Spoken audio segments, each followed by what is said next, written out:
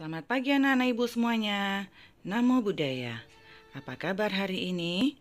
Masih tetap semangat? Iya, ibu sangat senang mendengar anak-anak ibu masih tetap semangat. Hari ini kita akan belajar tematik mata pelajaran IPS.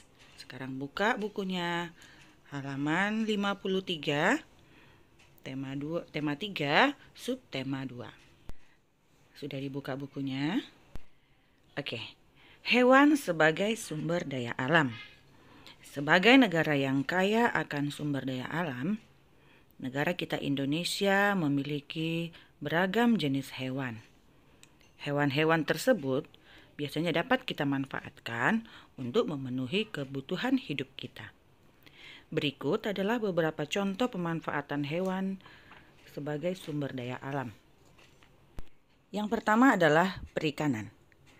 Perikanan adalah kegiatan budidaya hewan di perairan air tawar ataupun di dataran rendah maupun air payau di daerah pantai. Hewan yang dibudidayakan dalam kegiatan perikanan itu antara lain ikan, udang, ataupun kepiting. Hasil budidaya tersebut dapat diolah menjadi bahan makanan seperti lauk, abon, ataupun kerupuk. Ada beberapa makanan yang biasanya diolah dari hasil perikanan. Contohnya adalah kerupuk. Kerupuk itu biasanya dibuat dari berbagai macam ikan. Ikan yang biasa kita gunakan contohnya adalah ikan tenggiri. Kemudian terasi. Anak-anak ibu pernah makan terasi? Iya, pasti semua pernah makan sambal terasi. Terasi itu enak ya. Ya, terasi itu berasal dari olahan udang. Nah, bagaimana caranya supaya kita bisa tetap menikmati ikan-ikan yang ada di laut itu? Yaitu tadi, kemarin kan sudah Ibu jelaskan bahwa kita harus tetap menjaga kelestarian laut. Jadi, menangkap ikan di laut itu tidak boleh menggunakan pukat harimau, ataupun bom, ataupun racun, ataupun sejenisnya yang dapat merusak ekosistem laut. Kemudian yang kedua adalah peternakan. Peternakan adalah kegiatan budidaya hewan di darat, baik di dataran rendah maupun di dataran tinggi. Hewan yang biasa dibudidayakan dalam kegiatan peternakan adalah sapi, kambing, ataupun ayam. Sapi dan kambing biasanya dapat dimanfaatkan untuk diambil daging, susu, dan kulitnya. Nah, seperti kambing misalnya. Kambing itu biasa yang kita pakai itu adalah susunya. Kemudian kulitnya biasanya digunakan untuk membuat beduk masjid. Nah, kemudian unggas ataupun ayam. Ayam ini biasa yang kita gunakan adalah telur, kemudian daging, dan bulunya. Bulunya biasanya digunakan untuk membuat kemoceng. Kemudian sapi. Sapi itu yang biasa kita gunakan adalah daging, susu, dan kulitnya. Bagaimana caranya supaya kita bisa menikmati sumber daya alam berupa peternakan tadi? Nah, anak-anak ibu harus tetap menjaga ataupun merawat hewan ternaknya.